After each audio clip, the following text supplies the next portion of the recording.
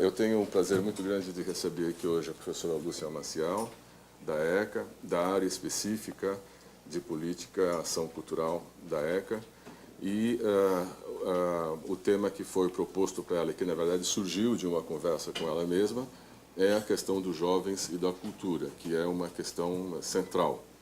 Possivelmente, futuramente a gente terá até mesmo vamos dizer, uma área um pouco maior para essa questão, que é de fato crucial.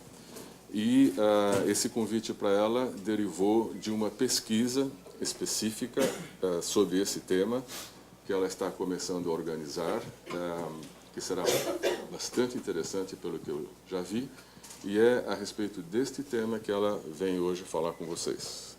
Ok. Lúcia. Então, na verdade, esse tema que me foi proposto pelo Teixeira é um tema bastante amplo, né? Jovens e cultura, e bastante desafiador, e como ele já disse, eu vou, na verdade, tratar de alguns pontos que têm mobilizado as minhas reflexões e que se formalizaram nesse projeto de pesquisa que acabei de submeter à FAPESP. Portanto, é um projeto bastante inicial ainda, então vocês verão que eu enunciei algumas questões não devidamente problematizadas, porque eu ainda estou muito inquieta com algumas reflexões, mas ainda não tenho um trabalho mais consistente sobre elas. Então, o que eu vou trazer para vocês, eu até lembrei de uma frase do Clifford Geertz, que é um antropólogo norte-americano, e que é a epígrafe de um livro do Canclini, que ele diz que se você não conhece a resposta, discute a pergunta. Então, acho que é um pouco isso que eu vou tentar fazer com vocês aqui, trazer muitos pontos para a gente discutir. Me parece que essa questão dos jovens e das práticas culturais, a minha pesquisa é sobre práticas culturais de jovens na cidade de São Paulo, e ligando com a questão das novas tecnologias, me parece que com o advento das novas tecnologias, essa questão das práticas culturais está se modificando de uma maneira brutal, e as políticas culturais ainda estão muito centradas nas práticas mais tradicionais, né? Então é um pouco essa inquietação que tem me mobilizado. Eu, aproveitando um pouco o próprio tema do trabalho, eu fiz um clipe de vídeos, né? Então eu pesquei na internet algumas coisas que me parecem, né, dão um pouco pontos para a gente tentar entender o que está acontecendo com a questão das práticas culturais e as tecnologias. Então, a minha apresentação começa com esse clipe que eu fiz, né?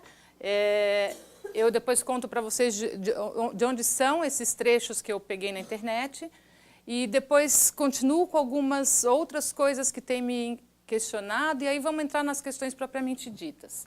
Então, é um clipe de 23 minutos que eu fiz para a gente poder discutir. Eu continuo com algumas outras coisas que me chamam a atenção e que poderiam ser inúmeras, né? Se a gente se dispõe a procurar na internet mobilizações e o que está acontecendo relacionado às práticas culturais, a gente encontra uma infinidade de coisas diferentes daquelas, usualmente, que fazem parte do universo das políticas culturais, né?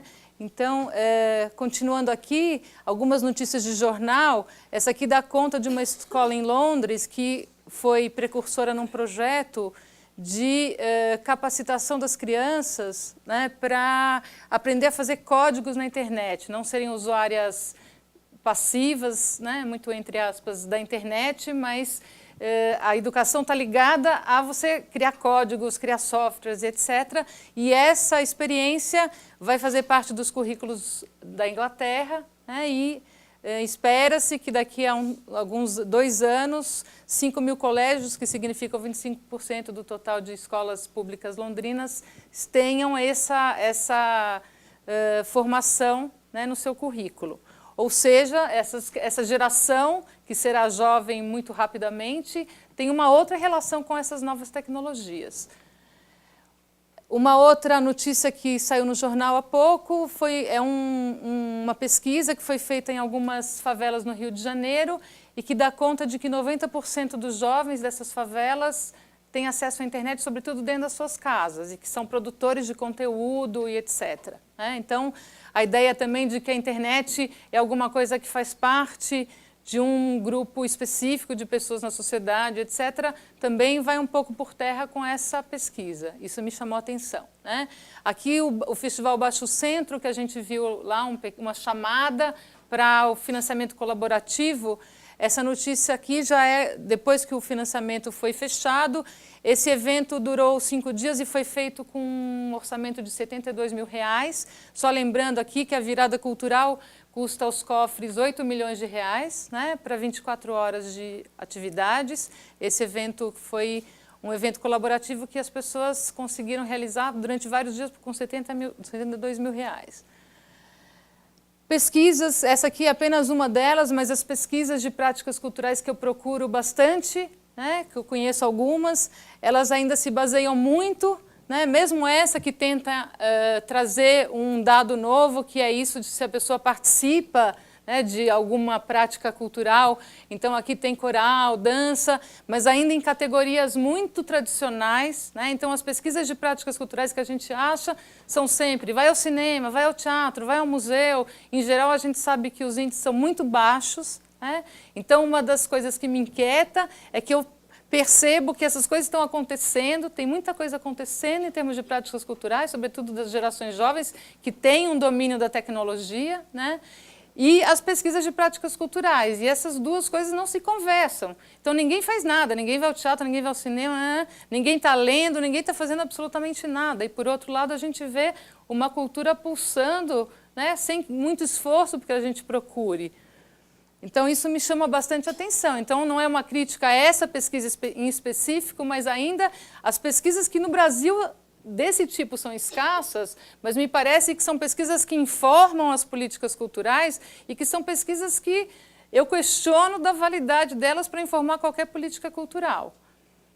Essa é uma inquietação que fez com que eu propusesse essa pesquisa, né? Então, quando a gente vê os índices aqui, é baixíssimo, 40% só das pessoas vai ao teatro, 39% vai às bibliotecas, é desanimador, né? Uma outra reportagem que eu vi na Folha e que eu acho que é uma coisa que nós vivenciamos todo dia, quando vamos ao teatro, ao cinema, etc., é a dificuldade hoje das pessoas assistirem a um espetáculo tal como se assistia há um tempo atrás. As pessoas têm que tirar fotos, mandar para o Facebook, é uma interação permanente, o que para mim, por exemplo, que gostava de ir ao cinema sem que houvesse iluminação, né, me incomoda, mas eu percebo que é um outro jeito de interagir com aquilo que as pessoas estão fazendo, né? E que alguns grupos de teatro estão transformando isso num aliado e não num adversário. Eu achei interessante essa notícia. Uma outra coisa que me parece bem interessante, que eu tenho mapeado já há algum tempo, esse é apenas um exemplo, são espaços culturais no mundo inteiro. No Brasil também temos exemplos. Esse aqui de Amsterdã, é esse NDSM, né, que é esse aqui, que é uma iniciativa de um grupo de jovens que num espaço que está totalmente abandonado, como era esse estaleiro aqui em Amsterdã, vai à prefeitura propondo um projeto de ocupação, né? Nesse caso, a prefeitura topou. E hoje é um centro cultural bastante ativo, inclusive eles alugam espaços dentro, como é um espaço muito grande, eles alugam espaços dentro para grupos, para pessoas, para artistas, para quem faz comida, enfim, né? É uma perspectiva interessante de ação da sociedade civil que vai procurar o poder público para a ocupação de espaço cultural. Isso tem sido recorrente, acho que cada vez mais a gente vê isso acontecer, né? Eu tenho procurado isso há muito tempo, então eu tenho acompanhado um pouco esse desenvolvimento. Uma outra coisa que me chamou a atenção no Jornal da USP de 2 semanas atrás foi essa notícia aqui, né? É uma reportagem bastante grande dentro do jornal de uma pesquisa que foi feita e que gerou também um documentário de como a cidade de Tiradentes é ativa em termos de produção cultural, como tem coisa acontecendo, mas a chamada na capa é a riqueza da arte popular da cidade de Tiradentes, né? Esse adjetivo popular aqui já dá bem o tom, né, da hierarquização que se faz entre a arte que só pode ser feita na cidade de Tiradentes e da arte que não é feita na cidade de Tiradentes. Isso eu acho bem interessante da gente pensar, né, essa persistência, né, de qualificar em termos hierárquicos, essa perspectiva da arte. Isso no Jornal da USP da semana retrasada, né? Uma outra coisa que eu acho que em São Paulo tem aparecido fortemente e que começou com essa mobilização na Praça da República, a Praça da República, desde que foi reinaugurada, tem sido um espaço de mobilizações constantes. Aliás, amanhã nós temos duas grandes mobilizações acontecendo em São Paulo, uma na própria Praça da República e outra no Anhangabaú, né, o Anhangabaú da Felicidade, que são manifestações da sociedade civil e que misturam uma série de coisas, né, e que tem muitos shows, muitas... Isso é uma outra coisa que eu gostaria de discutir mais à frente. Enfim, isso tudo foi um pequeno mapeamento que eu trouxe aqui para a gente pensar, afinal, que práticas são essas hoje que as novas tecnologias também estão possibilitando. O barateamento dos equipamentos possibilita que as pessoas tenham uma outra relação com a produção cultural, com a circulação e etc., né? E aí eu acho que para a gente entrar num terreno novo, essa afirmação do Antoni Muntadas, que é o artista catalão, que diz que a percepção exige empenho, acho que a gente precisa se ousar um pouco, né? Quando a gente entra num terreno novo que a gente sente que é um terreno que pode nos trazer questionamentos interessantes, essa ideia de deixar um pouco a percepção nos trazer, né, os elementos necessários para que a gente consiga problematizar as questões. E aí também me lembrei do livro do Theodor Rosak, hoje clássico, que se chama Contracultura, e que naquele momento, quando a contracultura começava a aparecer nos Estados Unidos, ele resolve escrever um livro para tentar entender um pouco o que era aquilo, né? E ele diz, não vou ler tudo, mas enfim, essa ideia, desculpem, essa ideia de que compreender, né, o espírito da época, que é um pouco, acho que eu estou me propondo, né? Apesar de todos os perigos que advêm com essa perspectiva, porque no fim a gente pode sublinhar em demasia aquilo que talvez não seja tão importante, não estar olhando aquilo que provavelmente seria algo fundamental, mas essa perspectiva, se a gente quer minimamente compreender e dar sentido ao mundo que a gente vive, a gente precisa se propor, né, a ousadia de fazê-lo. E aí algumas questões, né? Quais são os mapas necessários para entrar nesse terreno, né? Então, quando a gente fala dessas práticas culturais e novas tecnologias, quais são os mapas que a gente tem que construir para conseguir dar conta de enxergar esse terreno? Qual é a teoria necessária para a gente se apoiar? Essa é uma questão, né? Perceber também quão novo é esse terreno ou não. Essa é uma outra dificuldade. Eu acho que aí a gente pode pensar um pouco essas pesquisas de práticas culturais, essas velhas ferramentas dão, né, elas funcionam e nos dão o instrumental necessário para perceber esses novos contextos? Me parece que não, né? Me parece que nós estamos ainda andando, né, numa perspectiva bastante conservadora das práticas culturais, que esquece absolutamente tudo que advém com as novas tecnologias. E aí tentar perceber os signos ali onde os referenciais não fazem sentido, essa me parece também uma questão fundamental, né? Entendendo que impor sentido, conhecer na verdade é impor sentido, e é isso que a pesquisa tenta fazer, né? E aí acho que isso aqui é fundamental, eu acho que nós temos muitas dificuldades e eu acho que a política cultural, a área da política cultural é uma área bastante conservadora. Então, como é que as perguntas mudam, né? E como nós resistimos a deixar aquelas perguntas que foram úteis em algum momento e que já não são mais. Então, nós temos um descompasso imenso entre aquilo que está acontecendo e aquilo que nós conseguimos compreender. Essa me parece uma outra questão. E acho também que é difícil não se colocar numa posição intermediária, né?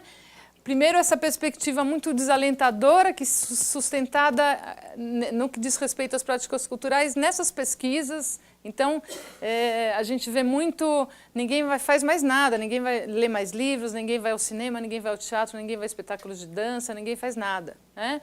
E, por outro lado, também, uma euforia bastante acrítica com relação às novas tecnologias, como se fossem resolver todos os problemas, como se nós já estivéssemos num mundo em que a democratização está acontecendo e etc. E nós sabemos que nós estamos longe disso, né? Então, como se colocar numa posição que seja uma posição crítica, tanto com relação a essa perspectiva desalentadora, quanto a essa perspectiva eufórica.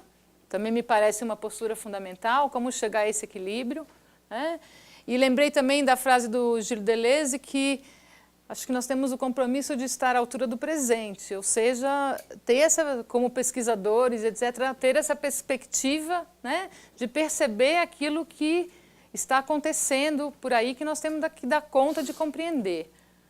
E aí, acho que, antes que vocês digam, mas isso é uma perspectiva de um grupo de pessoas e etc., eu acho que trabalhar com essa perspectiva montada pelo Raymond Williams, de que a dinâmica da cultura, ela acontece sempre nesses 3 níveis, então nós temos simultaneamente uma cultura dominante, uma cultura residual e uma cultura emergente. E, segundo o Raymond Williams, essa cultura emergente se tornará a cultura dominante futuramente, né, em geral.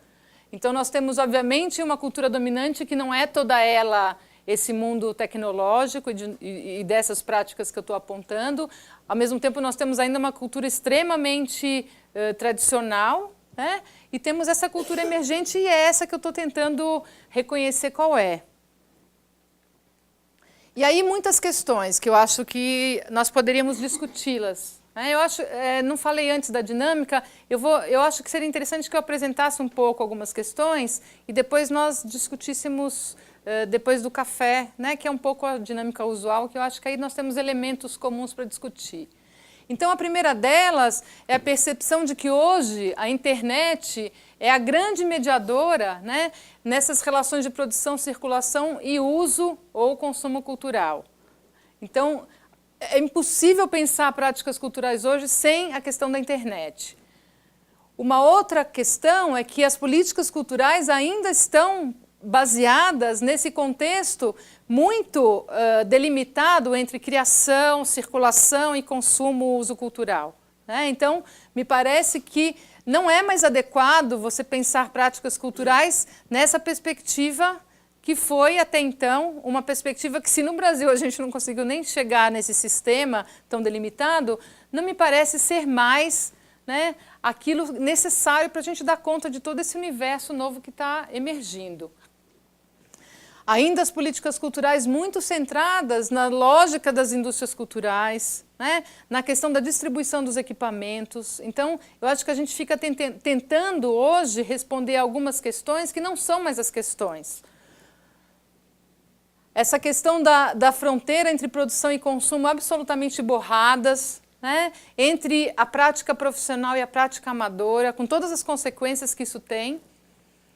Essa questão das diferentes linguagens artísticas também.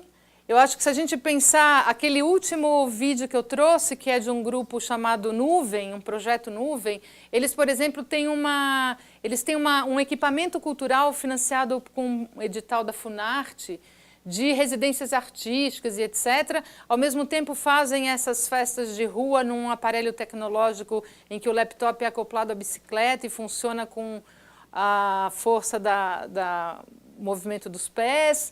Então, eu acho que essa questão das linguagens artísticas borradas, a questão de como outras práticas estão entrando dentro desse escopo das práticas culturais, como a questão da festa, por exemplo, né? A festa hoje é uma questão que todos os grupos acabam mexendo com isso de uma forma ou de outra. Isso é uma questão que tem a ver com a questão da ocupação do espaço público.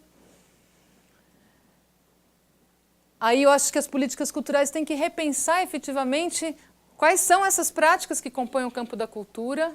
Será que são aquelas práticas que fazem parte de maneira mais tradicional, cinema, teatro, Essa questão das formas de financiamento e dessa relação com o Estado, né? Então, eu acho que essa nova forma de financiamento coletivo, que o Catarse é esse site brasileiro que tem muitos projetos, mas tem outros, né? E no mundo inteiro tem projetos coletivos, tem o Flickr também, que é uma outra forma de financiamento, enfim. né? Isso coloca uma outra questão na maneira de financiamento dessas práticas, que tem que ser pensada, e uma outra relação também desses criadores, produtores e etc. com o Estado. Eu acho que a relação Estado-sociedade civil não é mais também aquela relação de oposição, que foi num determinado momento, nem uma relação de adesão total, mas uma relação de, quando é necessário, eu vou atrás desse financiamento, quando não é necessário, eu tenho outras formas. Isso coloca uma nova relação nessa questão do financiamento e da própria relação com o Estado, uma certa autonomia de vários desses grupos. Isso me parece uma coisa interessante de se pensar também, né?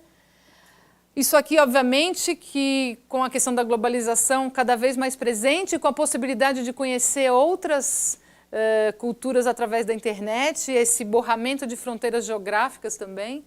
Então, os repertórios simbólicos, eles são de todo mundo. Aí eu vou falar depois da cultura remix. A cultura remix trabalha com esses repertórios e são um repertório que não está mais centrado nas questões de produção nacional. A forma como as produções circulam hoje, inúmeras, né? Por outro lado, as formas também de agregação dessas pessoas e da produção, então se dá através de coletivos, de redes, de grupos, de indivíduos. Por outro lado, se a gente tem o advento das TICs, a gente tem de maneira muito patente esse ressurgimento das ações que são de encontro, né? de junção coletiva, de performances ao vivo. Então a gente tem, por um lado, toda essa questão tecnológica, por outro, essa necessidade de que as coisas aconteçam ao vivo e a cores, que as pessoas se encontrem. O advento das TICs, isso é uma questão fundamental, né? E aí uma perspectiva de compreensão, me parece, é de que as práticas culturais estão ligadas a uma afirmação dessas potências do puro viver, ou seja, não apenas a criação de um produto, né, mas a ideia de você fazer parte de um determinado processo que tem a ver com uma compreensão da vida, de prazer também, de deleite, enfim, né? E aí me parece que isso também está fortemente ligado a uma crise da representação que a gente vive hoje, né, da representação política, da representação em outras esferas, e uma perspectiva de ampliação da ação direta dos sujeitos, né, e isso está intimamente ligado, e um papel cada vez mais protagonista da sociedade civil. Então, essas coisas estão bastante ligadas a todas essas práticas e que as novas tecnologias permitem, né? Tem uma pesquisa que foi feita pela ONU há uns anos atrás, que perguntava para pessoas em várias partes do mundo se elas acreditavam na ação dos governos, representado por partido político.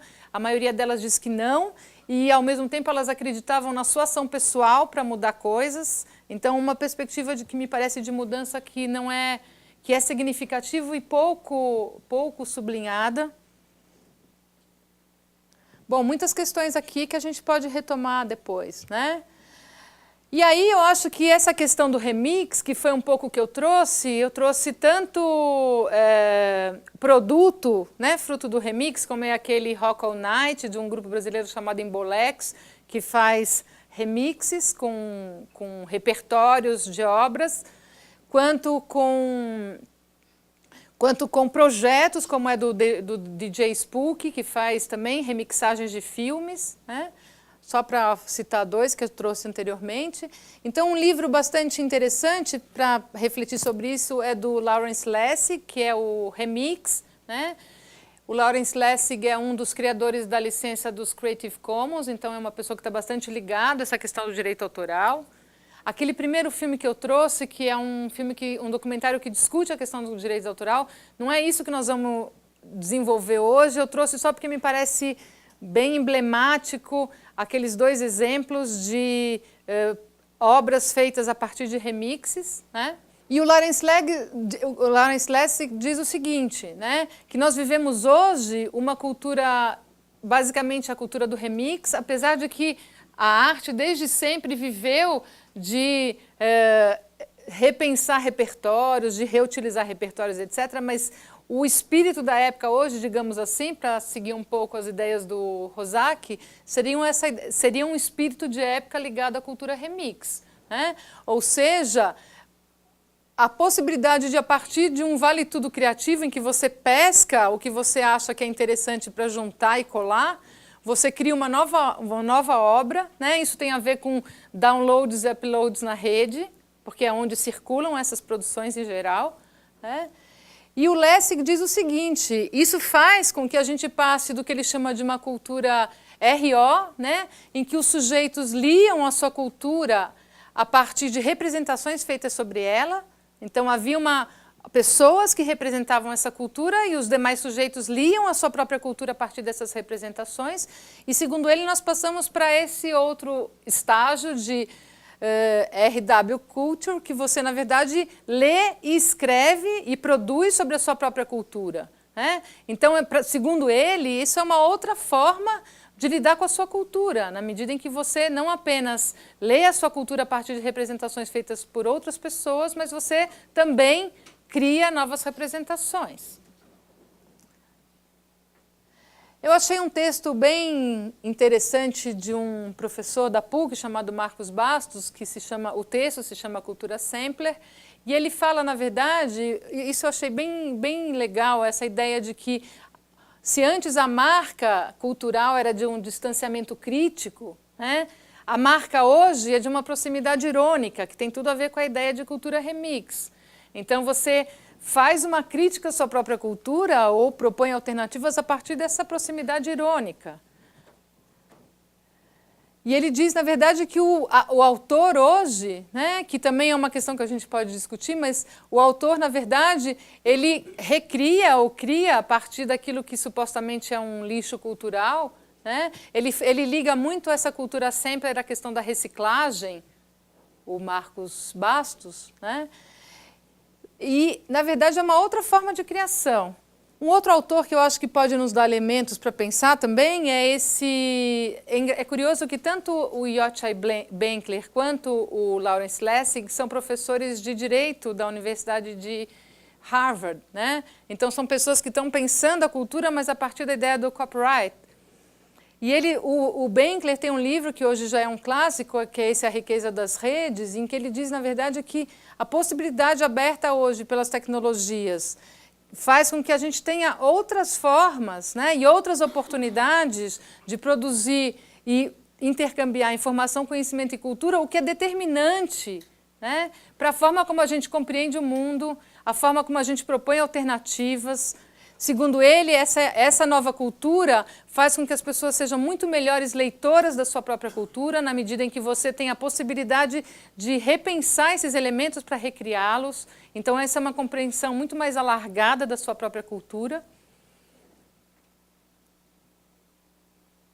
E aí, o que eu acho também interessante da gente pensar, e que tem a ver com o que eu vou propor depois para discussão sobre políticas culturais, essa ideia de que essa cultura remix, se nós considerarmos essa questão da cultura remix, que trabalha necessariamente com um repertório de obras culturais, né, para recriar, para repensar, para aproximar de maneira irônica ou não os elementos e repropô-los, né, ela cria uma outra intensidade temporal entre o passado e o presente, totalmente diferente da ideia de resgate, né? E aí eu lembrei de um livro que, aliás, foi o Teixeira que me apresentou, do Flusser, que se chama A Escrita, em que o Flusser diz que nós, com as tecnologias, poderemos abandonar a escrita, né, e tornarmos-nos efetivamente uma cultura da imagem, e que isso libertaria os sujeitos do peso da história, né? E aí eu acho que essa questão está muito longe da ideia de um resgate, que é uma ligação com esse passado, naquela ideia de que a história é necessária para que as coisas não se repitam, e etc., etc., mas uma ideia de você pescar aquilo que está possível de ser pescado e repropor uma compreensão do presente a partir desses elementos do passado.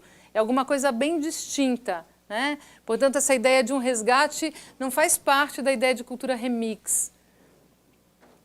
E uma outra questão que me parece que as políticas culturais levam muito pouco em conta, e que hoje é uma questão fundamental, são as práticas domésticas, né? Porque essas tecnologias permitem que essas coisas todas sejam feitas em casa. Eu posso fazer um filme no meu pequeno notebook, no meu pequeno quarto, né? E o mundo inteiro saber que ele está lá, como é o exemplo do Grey Album do DJ Mouse, que a gente viu no filme. E aí algumas questões também que me parecem relevantes e que vão por uma outra vertente, né? A qualidade desses produtos, será que essa é uma questão relevante ou não? Então, um produto dessa cultura remix é aquele Rock All Night, que vocês viram aqui, né? É um set que utiliza vários trechos de filmes, enfim, né? Uma outra questão também é o papel da crítica hoje. Eu acho que também a crítica está muito borrada, todo mundo é crítico, né? Ou seja, esses papéis e o papel da crítica, que foi uma questão fundamental na perspectiva da arte, será que isso ainda se mantém? E qual é o problema desse borramento do papel da crítica, né? A ênfase no processo ou no produto, essa é uma questão, né, que nós podemos discutir. Me parece que com o advento dessa enormidade de produção, o curador ganha uma outra centralidade, no sentido de que alguém que passa a organizar, propor modos diferentes de ver, relacionar produções diferentes. Então, acho que a curadoria tem ganhado peso porque é um pouco um modo de relacionar e olhar. Essa é uma outra questão, né? Eu li um livro interessante desse jornalista que trabalha com música, um inglês, chamado Simon Reynolds, em que ele fala que hoje em dia a grande banco de imagens da nossa civilização é o YouTube, né? Que na verdade, segundo ele, é um grande mercado de pulgas, porque tem a ver com essa ideia de cultura remix. O livro dele se chama Retromania, ele trabalha com essa ideia, né? E acho que uma questão que a gente pode pensar é que será que esses e não apenas, mas YouTube, MySpace, Facebook, efetivamente melhoraram a criatividade, melhoraram a qualidade estética, estão melhorando, né, contribuem para repensar os critérios. Acho que essas são as questões que a gente poderia discutir. E aí eu acho que alguns desafios das políticas culturais, né, que ainda são bastante centradas nos equipamentos culturais tradicionais. Eu tenho lido algumas pesquisas sobre bibliotecas e é uma tristeza imensa que as bibliotecas sofrem de ausência de público, né? Por outro lado, as bibliotecas que têm áreas de acesso à internet são bastante frequentadas, então a gente acaba vendo que não será um indício de repensar algumas questões, né? Como as políticas culturais levam pouquíssimo em conta as práticas domésticas, como se não fizesse muito parte da sua ação, né? Ou pelo menos de compreender quem são esses sujeitos para quem as políticas culturais são feitas, que estão fazendo muitas coisas dentro das suas casas. E que esse borramento das condições de produção, de circulação e de acesso também é alguma coisa que diz diretamente respeito a essas políticas culturais e que me parecem pouco discutidas, né? Ou ainda políticas centradas na questão da inclusão social e que pouco conhecem quem são esses sujeitos, né? A gente lembrando lá da notícia do acesso à internet nas favelas cariocas, de 90% dos jovens. Ou ainda políticas culturais centradas no patrimônio cultural, na sua preservação, sem que se discuta, inclusive, que patrimônio a conservar e a preservar. Vocês estão vendo que eu trouxe muitas questões, né? E aí, vou falar um pouco disso, depois a gente pode dar uma parada, né? Então, o que me parece afinal, que políticas culturais hoje são políticas pertinentes a esse novo cenário, né? E quais os desafios colocados à gestão cultural com toda essa novo contexto que se abre, né? E aos equipamentos culturais também. Eu acho que a gente tem que pensar os equipamentos culturais hoje como um dos partícipes dessa rede cultural, não apenas o lugar, né, da experiência estética, o lugar onde se consumia ou usava cultura, mas um dos elementos dessa rede. Uma outra questão que me parece fundamental, independente da questão do direito autoral, que é uma questão bastante complexa, mas independente disso, será que os equipamentos culturais deveriam pensar a possibilidade de serem fornecedores de repertórios culturais, ou seja, digitalizarem seus acervos, disponibilizarem seus acervos, fazerem parte dessa cultura remix? Será que esse era um desafio interessante a ser enfrentado? Ou será que os equipamentos culturais deviam ser justamente aqueles que criariam novas tensões, que fariam com que esses novos produtos feitos fossem feitos a partir de outros questionamentos, forçar os limites para que as pessoas, já que são agentes, consigam ser agentes de maneira mais reflexiva e crítica, propor outros jogos perceptivos, talvez esse fosse um desafio interessante a ser assumido pelos equipamentos culturais. Portanto, trazer de volta o conflito e o incômodo, que era um pouco aquilo que se pretendia com a arte. Será que isso está sendo deixado de lado com essa nova forma de criação? Então, será que os equipamentos culturais poderiam ser agentes nessa perspectiva? Também funcionar como tradutores, lembrando que o sentido etimológico da palavra tradução é o transporte entre fronteiras. Então, assumir um papel tradutor dessas várias fronteiras de linguagens artísticas, de circulação-acesso, enfim.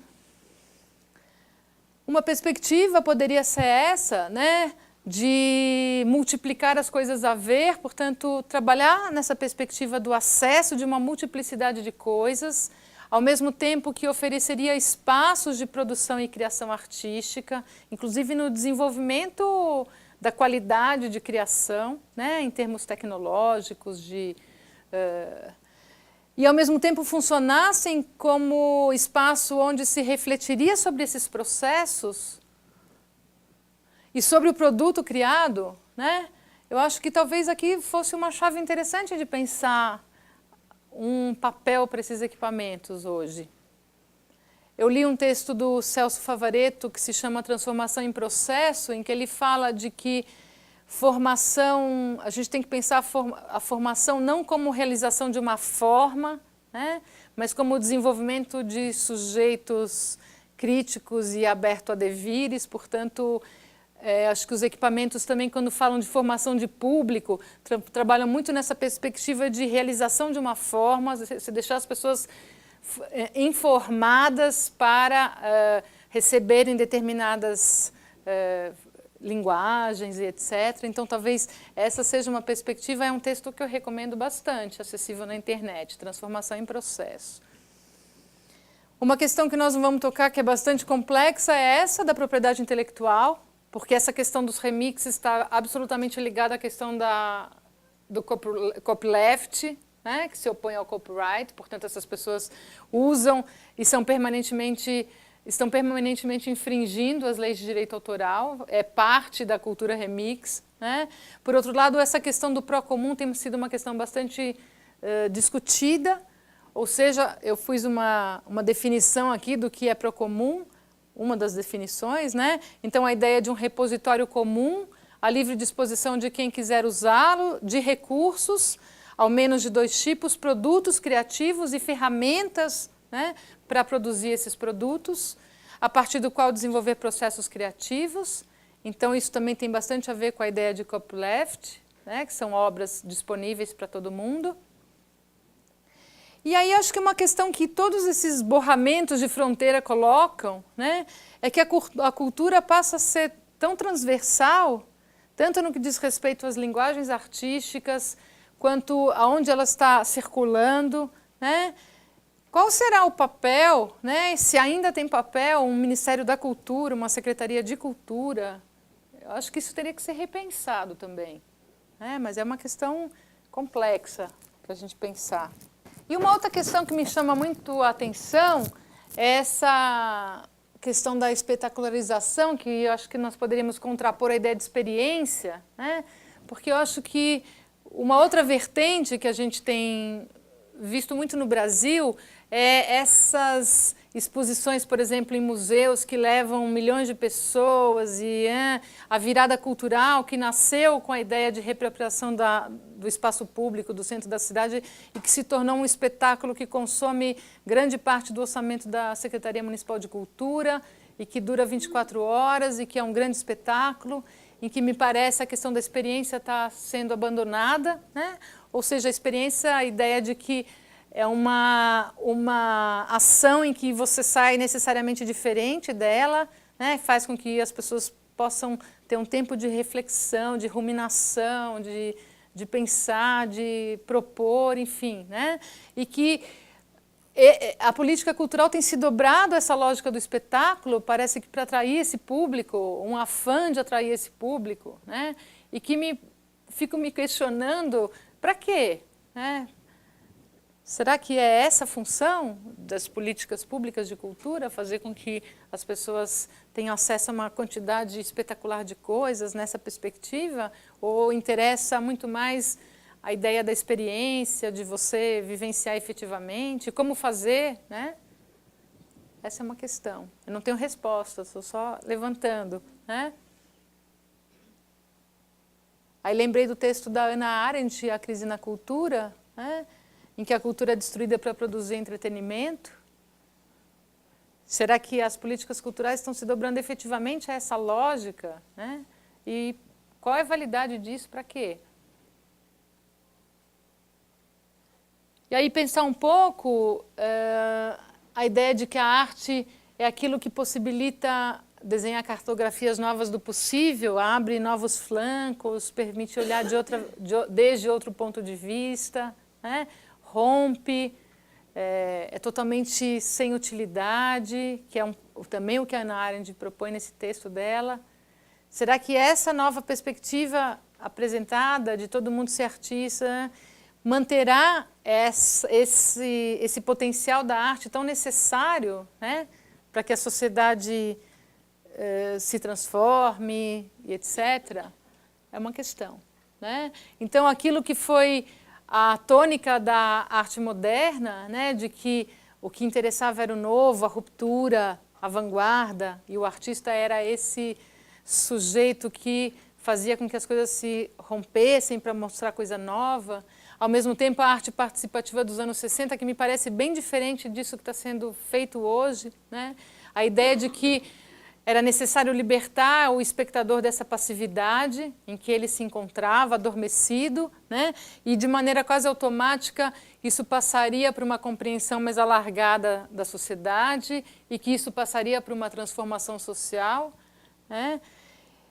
E aí eu acho que a gente está vivendo uma outra coisa, essa perspectiva da experimentação, que pode ter um potencial efetivamente grande dessa leitura da sua própria cultura, de pensar outras possibilidades, né?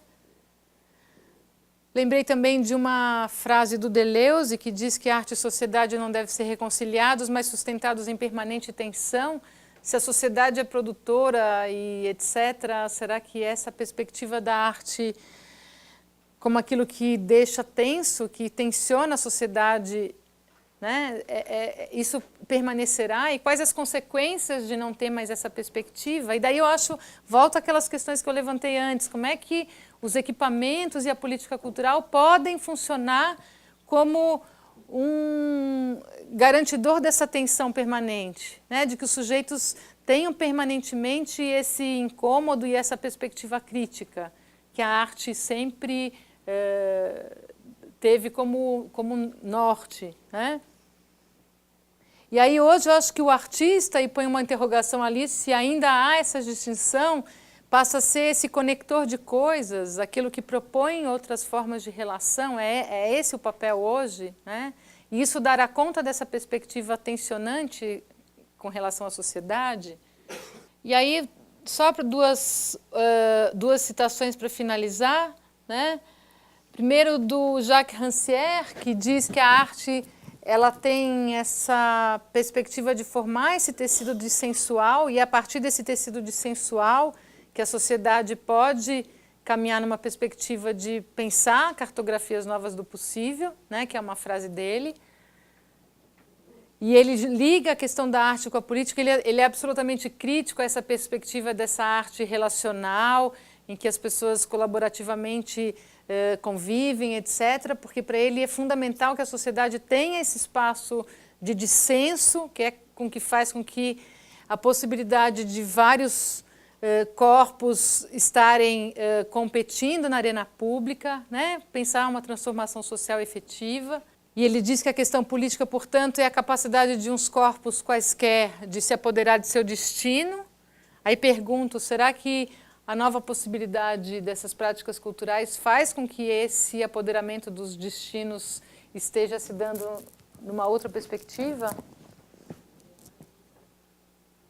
E, finalmente, para finalizar, a frase, um trecho que eu peguei do livro Que é Filosofia, do Deleuze e Guattari, em que eles dizem que os homens não deixam de fabricar um guarda-sol que os abriga, por baixo do qual traçam um firmamento e escrevem suas convenções, suas opiniões, mas o poeta, o artista, abre uma fenda no guarda-sol, rasga até o firmamento, para fazer passar um pouco do caos livre e tempestuoso e enquadrar numa luz brusca uma visão que aparece através da fenda.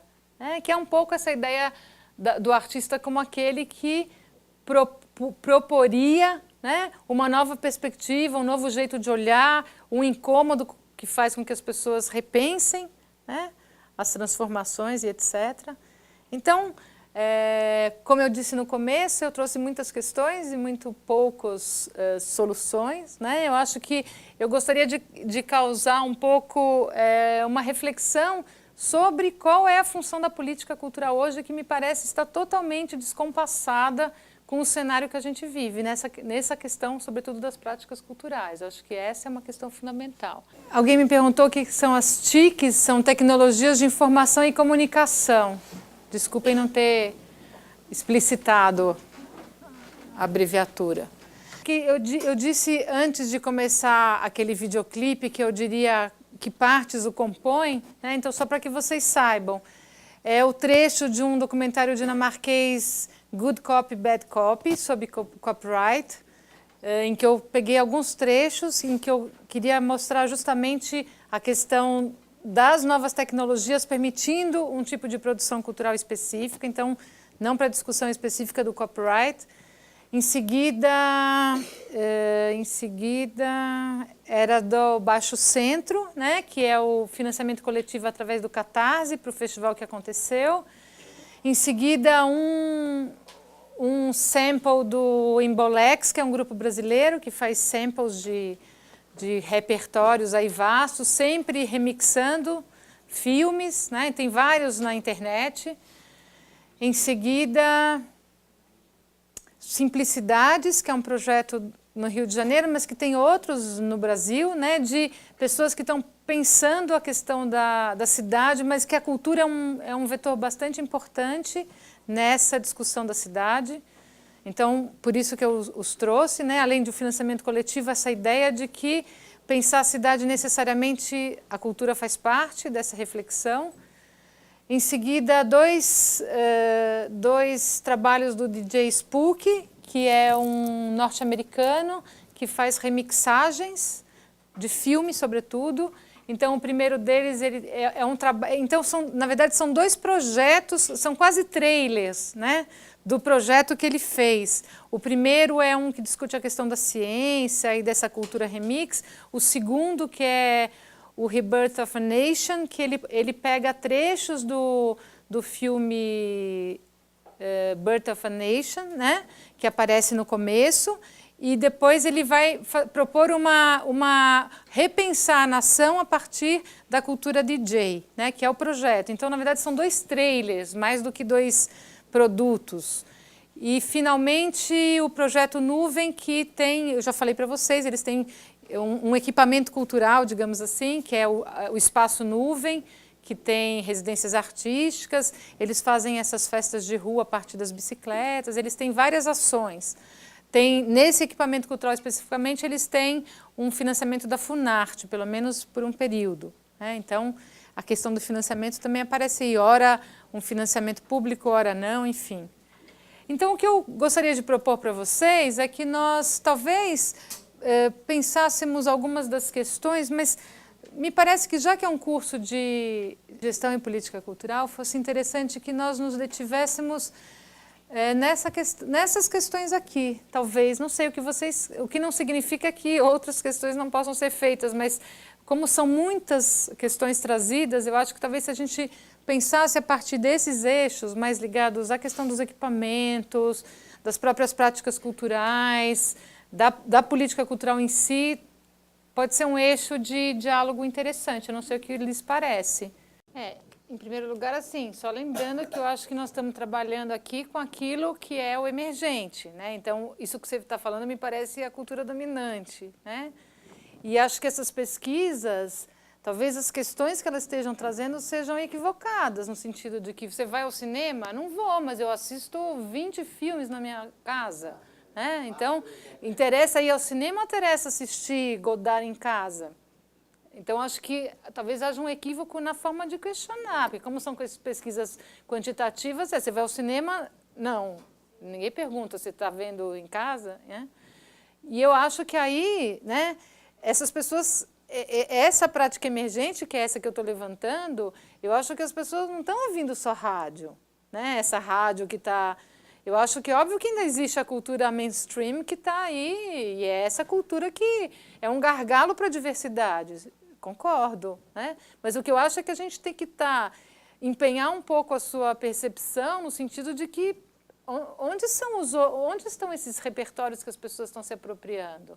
O DJ Spook pegou um filme do Griffith aqui, né? Ele conhece o Griffith, não sei se ele foi no cinema ver o Griffith, mas está lá. Ele pegou na internet, não sei onde. Então, assim, o que me parece é que talvez a ideia dos equipamentos serem espaços que apresentam uma multiplicidade de repertórios justamente para as pessoas poderem conhecer, sem a ideia de formação no sentido de que tem que ver isso, tem que ler Machado de Assis, tem que... Eu ofereço, né? E dou os espaços de discussão, de experimentação. Talvez a disponibilização de acervo na internet hoje seja fundamental, porque é a possibilidade justamente de você intercambiar repertórios que estão situados, né? Então, sei lá, o acervo do MASP na internet, o acervo da Cinemateca Brasileira, o acervo... Enfim, talvez seja uma perspectiva. E a gente tem que lidar com a questão do direito autoral, é outra questão. Mas talvez seja um caminho fundamental para você qualificar essa remixagem, né? Apesar de que as pessoas pegam de outra forma e legalmente estão usando esses repertórios, com direito ou não de usá-los, né? Eu acho até que talvez nós devêssemos, enquanto sociedade, repensar, né, a infinidade de dinheiro que se gasta para que se mantenham patrimônios, sem também que se discuta que patrimônio é esse, né? O que foi preservado, o que deixou de ser preservado, enfim, né? Então, eu acho que isso tudo, mas acho que isso tudo está no bojo de uma discussão mais democrática das políticas culturais, né? De participação, enfim. E o que significa você ter um determinado acervo e não ter outro, né? Eu acho que essas questões... E me parece que ainda, algumas vezes, acho que essa questão do patrimônio, ela fica mais em pauta ou menos em pauta, mas às vezes retorna essa ideia do patrimônio, né? De que a gente, grande parte da verba da política cultural tem que ser destinada a essa preservação. Eu acho que talvez essa questão tenha que ser colocada em discussão mesmo, né? O que eu estou lembrando agora aqui, falando com vocês, né? Eu estou bastante ligada nas ideias do Rancière agora. Eu tenho relido alguns livros deles, eu não sei se vocês conhecem o Jacques Rancière. E um dos livros dele que eu reli há pouco, que eu já tinha lido há algum tempo atrás, se chama O Mestre Ignorante, não sei se vocês conhecem, né? Em que ele, na verdade, é um livro que foi escrito com um objetivo muito claro de repensar a educação republicana na França, a educação pública na França. Então, só que eu acho que a proposição dele nos vale muito nessa discussão, né? Porque ele traz uma história de um mestre no século XVIII, né? Que propõe uma nova forma de lidar com seus pupilos, né? E, no fundo, o que ele diz como conclusão da reflexão dele é, né, enquanto a escola pública tiver como ideia a igualdade como fim, né, então chegaremos a uma igualdade ao fim da idade escolar, né, depois de ter passado por esse processo, e não como princípio, essa educação está fadada ao fracasso. Então, o que ele coloca muito claramente é a necessidade da gente ter a igualdade como princípio, sempre, né? O que coloca em um patamar muito diferente a participação das pessoas. E eu acho que esse princípio talvez seja o que nos falta no que se refere a políticas culturais, a questão da inclusão social, né? É tomar a igualdade como fim, aquilo que vai ser alcançado depois de que essa política cultural seja implementada, e não a igualdade como princípio, né? A igualdade dos sujeitos como princípio, o que coloca, né, a questão do diálogo de maneira fundamental, porque você tem como princípio a igualdade, que não é o apagamento das diferenças, mas é o princípio da igualdade das inteligências, você tem uma base totalmente diferente, né, para lidar com essas questões. E talvez, acho que pensando agora, talvez esse seja um ponto interessante para a gente partir para pensar políticas culturais. E a relação com os indivíduos nos equipamentos, né? Esse princípio da igualdade, não o princípio do fim. Eu acho que, na verdade, as pessoas estão forçando os limites, né, da sua ação no espaço público. Então, não é uma questão... Eu acho que a Praça da República aqui em São Paulo talvez seja um exemplo interessante. Praça Roosevelt, desculpa.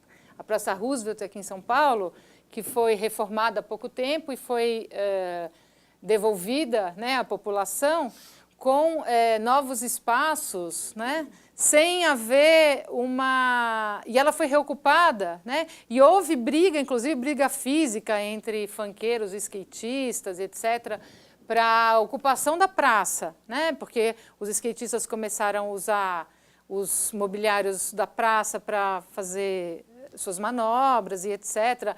Os moradores das ruas, dos apartamentos em volta começaram a reclamar do barulho, porque começou a ser palco de várias festas e etc., né? E o que eu acho é que, se o diálogo não se estabelece, não adianta o poder público achar que vai proibir. As pessoas estão ocupando, Então, o que é necessário é você ter espaços de diálogo. Agora, quem se você vai culpabilizar para processar e etc., é como os bailes funk no Rio de Janeiro. Eles são proibidos. E eles acontecem todos os finais de semana, como aqui em São Paulo, aos milhões, né? Então... Não sei muito qual é a sua questão, assim. Mas, assim, o que eu acho interessante, o que você falou, é que acho que até um tempo atrás, essa questão da autonomia, ela necessariamente era contrária a qualquer possibilidade de financiamento estatal, por exemplo. Que eu acho que hoje a ideia de cooperação está muito mais presente, no sentido de que para determinado projeto, sim, como esse da FUNAT, é interessante que eu faça parte de um edital e tenha um financiamento, o que não necessariamente tem que mudar o caráter do meu projeto, e ora eu pego um financiamento coletivo. Então, o que eu acho que é um novo modelo também são essas formas de financiamento, né? Que antes era muito a ideia de cooptação ou resistência, né? Então, se eu tenho financiamento público, estou sendo cooptado e eu vou resistir sendo independente, eu acho que hoje essa questão está deslocada também, porque eu acho que as pessoas estão muito mais na perspectiva de onde eu posso colaborar, e posso ter colaboração de onde quer que seja, né? Eu acho que é essa questão da colaboração, né? E você não impor determinadas regras que inibam a possibilidade da particularidade daquela ação. Eu acho que as pessoas, justamente o que nós estamos falando, é essa possibilidade de que as pessoas têm mais clareza na sua autonomia, no sentido de que eu sei os limites daquilo que eu posso abrir mão para que o meu projeto não se desvirtue, talvez, né? Esse exemplo de Amsterdã é muito interessante porque a gestão é feita por esse grupo que propôs a prefeitura. A prefeitura é um colaborador no sentido de que aquele espaço é um espaço público, né? Eu não sei exatamente que tipo de colaboração financeira a prefeitura dá, mas a gestão desse espaço é feita por um grupo de pessoas, né? Então, essa ideia de colaboração está muito presente ali, Não me parece que o fato da prefeitura estar não é o mesmo espírito, por exemplo, do que aqueles centros culturais dos squatters nos anos 70, que necessariamente tinham que ser absolutamente independentes, porque senão a ideia de cooptação estava muito próxima. Eu acho que a relação é muito outra, né? E aí eu acho que essa ideia do diálogo mesmo, de você, como poder público, dar espaço, né, para que se coloque qual o projeto efetivo. O Estado, enquanto categoria, não é, de organização social, e o Estado brasileiro, eles têm duas características muito claras. Uma é a tentativa de conduzir o processo. A segunda é o esforço por pegar carona naquilo que a sociedade propõe. Bom, eu comentei com vocês, há um tempo atrás, que a ministra da Cultura, essa que vai abrir o site cultural da FIFA, que ela mostra aqui, havia descoberto, né, que na net existem movimentos de organização espontânea que acontecem de uma hora para outra. Esqueço como chama isso, alguém pode me... Oi? Flash mob. E ela, então, ia lançar um programa cultural de incentivo e de financiamento ao flash mob. Ora, isto é uma tentativa descarada, torta, inútil de pegar carona no movimento de organização. Aí entra uma outra questão que é muito importante a gente discutir também em cultura e em movimento cultural, em proposta cultural, que é a questão da coerência interna de um movimento. Se a coerência interna do movimento é fazer o flash mob, e se o flash mob tem como definição esta espontaneidade, a imediaticidade, etc. e tal, ele não pode ter o apoio de qualquer coisa. Ou ele se baseia nele mesmo, e aí ele tem que recusar isto, dizer, não, isso não se meta aqui. Ou ele não é aquilo que ele está propondo. Agora, independentemente deste exemplo que eu mencionei para vocês, é bom a gente ter sempre em mente que o Estado, em termos de cultura, e não só em cultura, em termos de tudo, gente, a gente vê isso todos os dias, lendo qualquer jornal, o melhor ou o pior. Os Estados, ou o Estado enquanto instituição, enquanto categoria, enquanto aparelho, ele quer liderar ou pegar carona. Qual é a nossa proposta, qual é a nossa reação, qual é a nossa sensibilidade diante disso? Várias dessas coisas que a Lúcia trouxe para nós estão claramente colocando isso em questão. Aquilo que o colega trouxe de Curitiba, não é, que parece até uma perversão, quer dizer, numa festa começa como coisa espontânea e, de repente, agora eles querem alvará. O que é isto? Não é? Coerência é necessária dos dois lados. Não é? Essa é uma questão que eu estou bastante instigada, mas mais do que a questão da qualidade, acho que está ligado, mas a questão do potencial da arte, eu acho que essa é uma questão central, né? Assim, eu acho que a arte ela tem um papel fundamental nesse sentido de ser alguma coisa que o Canclini, num último livro dele aí, fala que a arte é uma plataforma móvel para pensar. Eu acho interessante essa ideia de você ter um espaço em que você pode traçar novas formas de enxergar, pensar outras transformações, né? Eu acho que é um espaço de criação que a gente, como sociedade, não pode perder. E talvez essa ideia de todo mundo ser artista, né? Não sei quão comprometida será essa perspectiva, né? E essa é uma questão que me interessa, eu não sei te responder, né? Tô lendo aí o Rancière, estou lendo algumas coisas, tentando pensar um pouco sobre isso, né? Ou vai ver que se você tem as pessoas como criadores permanentes, né?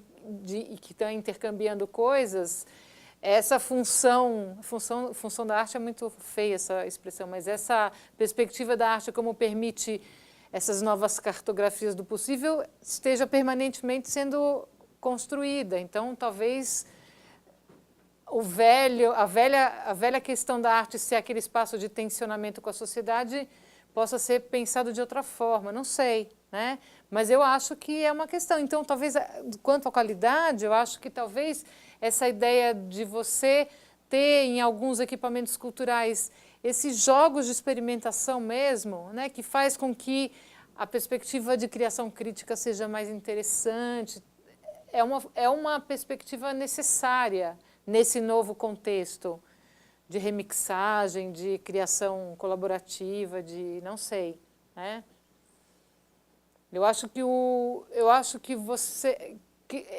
livro bem instigante sobre isso é esse do Rancière, o Espectador Emancipado, que fala dessa perspectiva de sensual da arte como um espaço fundamental e que ele faz uma ligação com o espaço político, né, de transformação, como alguma coisa fundamental, a manutenção desse dissenso permanente, né, que é o que faz com que nós consigamos transformar as coisas. Então, mas eu não sei te responder ainda, é uma inquietação também, né, eu não sei. Acho que a gente está bem no olho do furacão, né, discutir essa questão da qualidade é complicado nesse exato momento. Agora, esse Estatuto da Arte é uma questão que acho fundamental, acho que está muito ligada a essa discussão. Ela acabou de dizer que nós estamos no olho do furacão, e, portanto, dentro do olho do furacão é muito difícil pensar. Aqui a metáfora tem que ser tomada ao pé da letra, quer dizer, é um furacão, é um torvelinho. Ao mesmo tempo que você tem que pensar o furacão, você está tentando se resguardar dele, salvar a sua vida, é muito difícil pensar. A maior parte da universidade pensa sempre sobre o passado. Vários dos nomes grandes que vocês conhecem da universidade brasileira se recusam sistematicamente, conscientemente e às vezes declaradamente, né, em pensar o presente. Escolhem para seus temas de dissertação e tese autores mortos, movimentos mortos, estilos do passado e se recusam a pensar o presente. Por quê? Porque o presente escapa dos seus pés. Escapa dos seus pés. Nós estamos tentando aqui fazer uma coisa extremamente difícil. Provavelmente porque a função nossa exige isto, né? Nenhum de nós está aqui apenas para conhecer o que aconteceu. Nós estamos aqui num esforço, às vezes desesperado, e temos que pensar depois se isto é para ser feito de fato, né? De nos jogarmos na corrente e tentarmos nadar com ela. É muito complicado. Eu queria fazer esta observação, é muito complicado. Nós aqui nesse momento, embora tenhamos uma estrutura, um formato acadêmico, né, nós contrariamos grande parte do que a universidade faz em ciências humanas. Escutem isso, gente. Mas isso também acho que é uma característica do capitalismo em geral, né? De você vampirizar um pouco você neutraliza esses efeitos, mas eu acho que a percepção dessa autonomia dos projetos, aí eu concordo com o Teixeira, o que me parece que os projetos mais relevantes são aqueles que há muita compreensão dos limites desse projeto, né? Inclusive no que é aceitável de financiamento e do que não é, enfim, né? Então, eu acho que é uma característica não só dos produtos da cultura, mas de maneira geral, né? No sistema que a gente está. Essa vampirização que nos produtos culturais aparece de maneira forte, né? Agora, outra coisa que eu queria, complementando aí com o Teixeira, né, que me parece que tem a ver com essa esfera da cultura e que tem a ver com a esfera da ciência também, né, é como há uma dificuldade também de encaixe, que eu acho que é um pouco essa questão também do borramento das linguagens que a gente sente nas nossas pesquisas, né?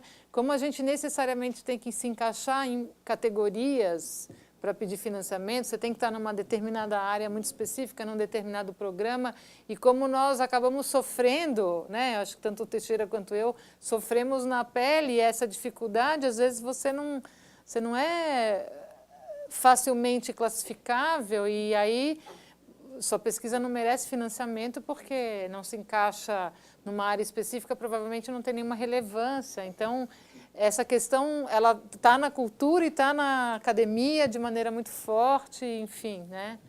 E como nós temos que lutar por esses limites também permanentemente, né? Em geral, de maneira mal-sucedida, infelizmente, né? Mas de qualquer forma. Então, acho que é uma característica também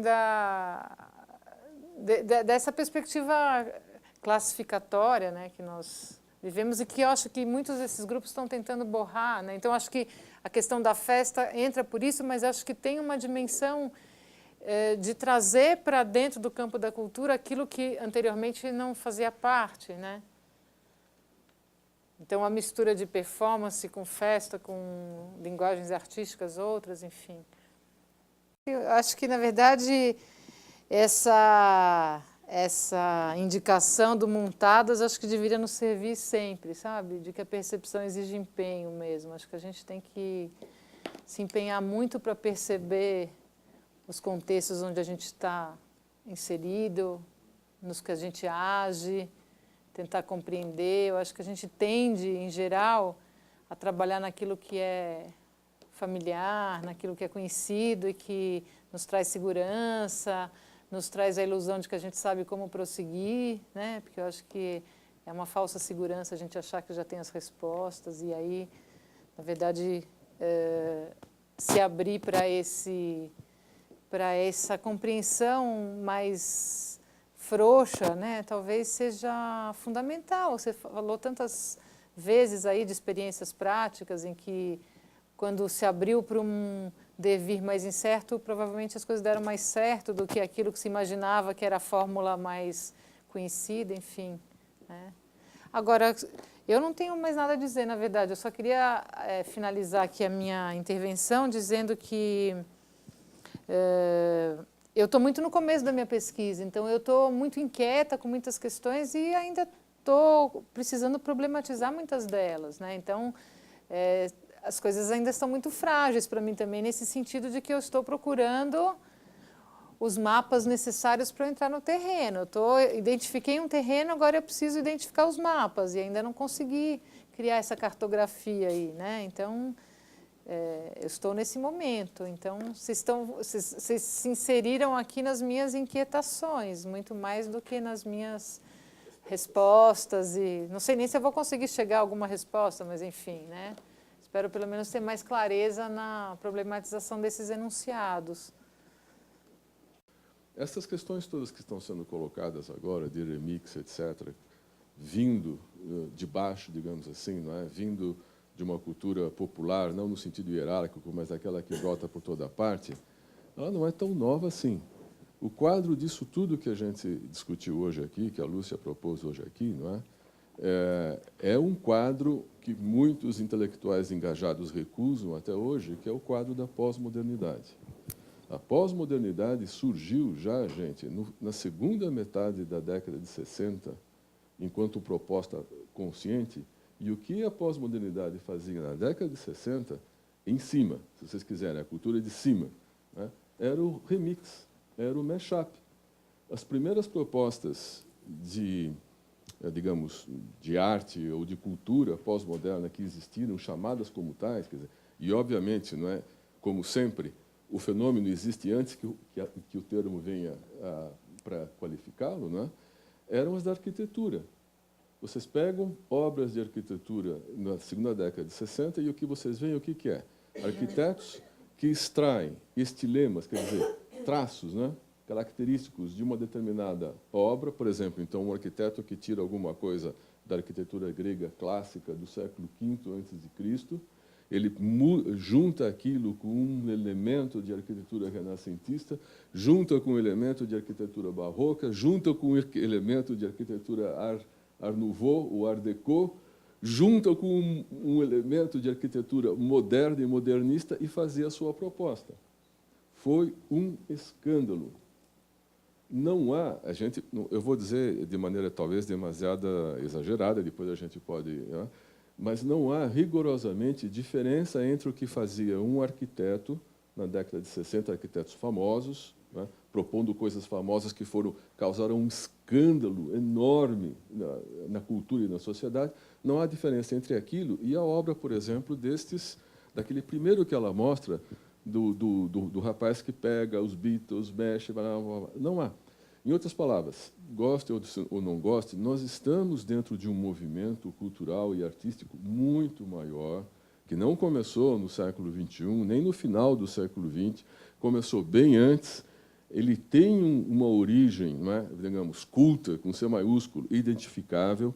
Restaria a nós agora, com os nossos olhos de hoje, com as propostas que ela traz, olhar mais para trás ainda e ver o que antes dos anos 60 tinha nesse sentido. Certamente vamos achar, mas o que eu quero dizer é que nós estamos navegando num leito antropológico amplo e que já não vem de agora. E o nosso incômodo, o nosso desajuste é um pouco tardio. Eu fico ouvindo aqui o que ela está dizendo, eu vou escrevendo aqui o tempo inteirinho. Será que eu estou velho? Será que eu parei de pensar? Será que eu tenho que me retirar? O incômodo é muito grande.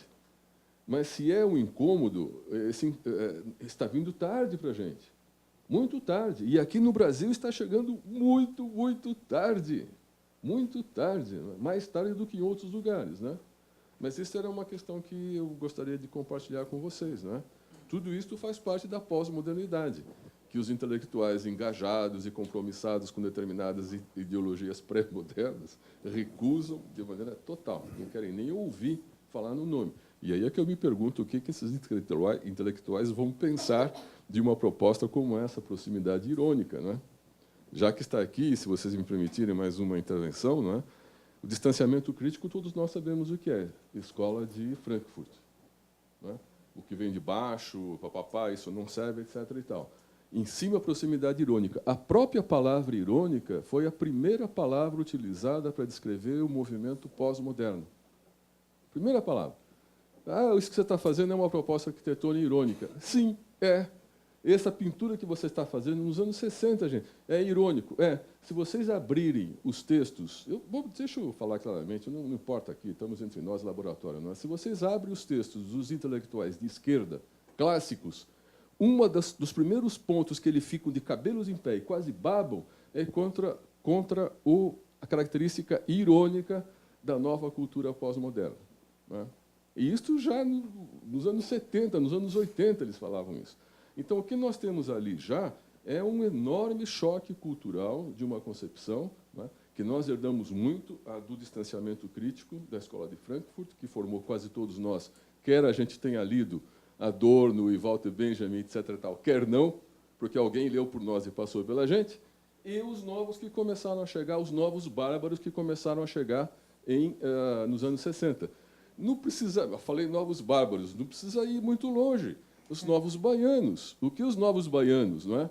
E que talvez, não sei se eles esqueceram disso ou não esqueceram, mas o que eles faziam, os novos baianos, nos anos 60, que provocaram a ira brutal, tanto da ditadura militar quanto da esquerda oficial, não é? Era a proximidade irônica. A proximidade irônica com a guitarra elétrica, que não pode, isso não pode. Né? Eram muito irônicos, eram irônicos com o nacionalismo brasileiro, eram irônicos com a brasilidade. Não é? Alguns perceberam, outros não perceberam. Não é? Mas, percebendo ou não percebendo, muitos recusaram porque exigiam dos novos baianos o distanciamento crítico, que eles não assumiram. Veja, gente, isto são anos 60. 60. Quanto tempo perdido, não é? Nosso, na minha formação, por exemplo, na de vocês, com a tentativa, como ela comentou aqui, de colocar, avalanchar na nossa cabeça uma série de conceitos que vêm do século XIX e que não nos preparou em nada para enfrentar isso que a gente está enfrentando, que vocês estão enfrentando. Não sei se muito se fala e pouco se sabe. O que eu acho também que talvez a importância desses processos, mais do que dos produtos, né, seja uma questão. Então, acho que mais do que... Aí eu acho que tem uma coisa até meio narcisística, no sentido de que as pessoas querem fazer a sua criação. Às vezes interessa pouco como é que ela circula, onde ela circula, a aceitação que tem, porque rapidamente será remixada e outra coisa será gerada. Então, acho que também tem essa discussão entre processo e produto, né? Que acho que é uma discussão também que é bastante pertinente nessa perspectiva. E aí interessa menos essa coisa... Só que daí, se a gente pensa na desimportância do produto, como é que essa própria cultura remix vai gerar outras coisas, né? Também não sei. A política cultural é muito conservadora. Eu acho que a gente já comentou isso aqui com outras palavras ao longo de todo esse processo aqui. Ela é muito conservadora. O nosso problema fundamental, enquanto gestores culturais, é que nós nos colocamos quase que no ponto oposto àquele que se colocam os artistas. Esses processos todos de remix, mashup, etc. e tal, fazem parte de um procedimento básico de treinamento da criatividade, que é o processo heurístico. O processo heurístico é um processo de descobrir alguma coisa diferente por meio de exercícios que podem ser extremamente mecânicos, como, por exemplo, você cortar uma música com ou sem base em conhecimentos musicais profundos, que isso existe, cortar uma trilha sonora e remontá-la diferentemente. Cortar uma película cinematográfica e remontar as suas ações diferentemente. Cortázar fez isso no Jogo da Amarelinha de maneira intencional. Você pode ler o Jogo da Amarelinha de diferentes maneiras, diferentes capítulos, e é um livro. Bom, voltando ao ponto. Um artista que se preze ainda hoje é um artista que o tempo inteirinho põe em prática esses métodos heurísticos, que são os métodos de procura e descoberta de novas proposições, tanto em arte como em ciência ou em qualquer outro lugar. Enquanto que nós, os gestores culturais, parece que nunca podemos pôr em prática nenhum método heurístico. Nós estamos o tempo inteirinho condicionados por uma camisa de força, que é a institucionalidade política que ele levanta, a institucionalidade jurídica que ele levanta, a tradição, a economia, etc., etc., etc. Então, seria muito conveniente, muito útil já que a gente saísse daqui, não é? Além de outras tantas iluminações que foram trazidas, com esta primeira ideia. Olha, estão nos dizendo, ela veio aqui para nos dizer que a política cultural é conservadora. Ela disse para nós, vocês são todos uns conservadores. Vocês querem ser conservadores? Vocês querem ser reacionários? Como é que vocês podem deixar de ser reacionários em política cultural e gestão cultural? Ou é possível deixar de ser reacionário em política cultural e gestão cultural? Depois, se alguém quiser, eu trouxe um pouco do que é a pesquisa, enfim, né? Posso disponibilizar esse PowerPoint para vocês.